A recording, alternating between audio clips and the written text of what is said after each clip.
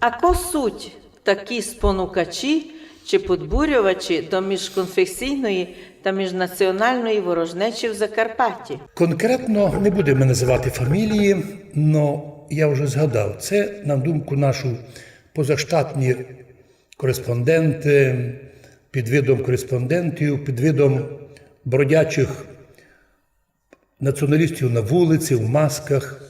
Це ті, котрі підбурюють. Це журналісти, майже сьогодні 99%. Це люди, спонукаючи і підбурюючи до міжнаціональної, міжконфесійної війни у Закарпатті. Особливо виявляється, що тим займаються, переймаються на українській мові наші спольщені сусіди.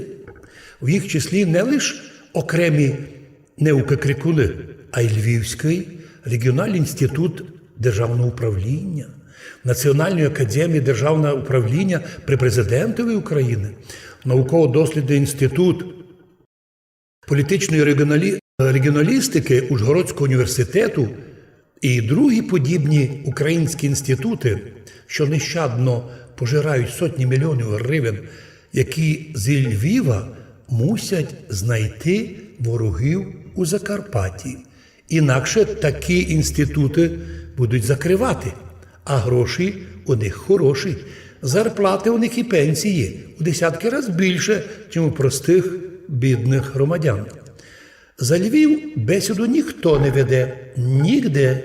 По всім каналам заборонено говорити про факти заклику львів'ян, галичан до сепаратизму. Хоча там, згідно задокументованих сотні фактів закликів до сепаратизму, як від мерів міст, того ж Раворуської, чи політиків, так і від Львівської обласної і міської ради.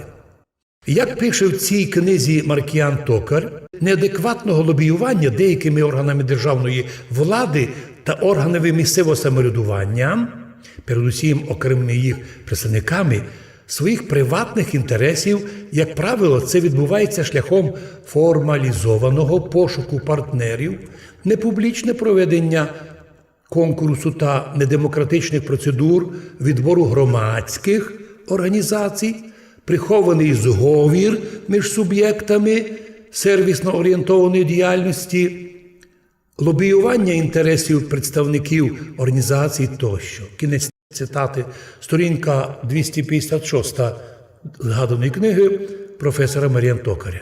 Так от, уже в тій думці професор Мар'ян Токар говорить, що всі вільні громадські організації не любимі владою.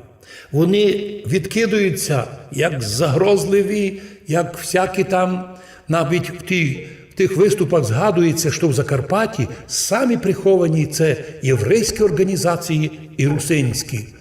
Хоча ми общаємося із євреями Закарпаття, ми не знаємо, що вони приховують.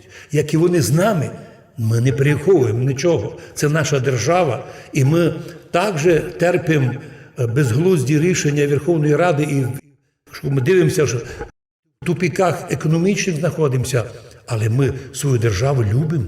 І ми держимо мир міжконфесійний і міжнаціональний у Закарпатті. Так чому ж згадувати, що ми щось маємо тайне? Навпаки, як згадав Мар'ян Токар, саме влада шукає собі громадські організації, які підсовує під себе, так вони також. Є така мукачівська організація, де звідти некий русин каже, що у русинів Закарпаття є дві направлення. Одна європейська, а друга проросійська.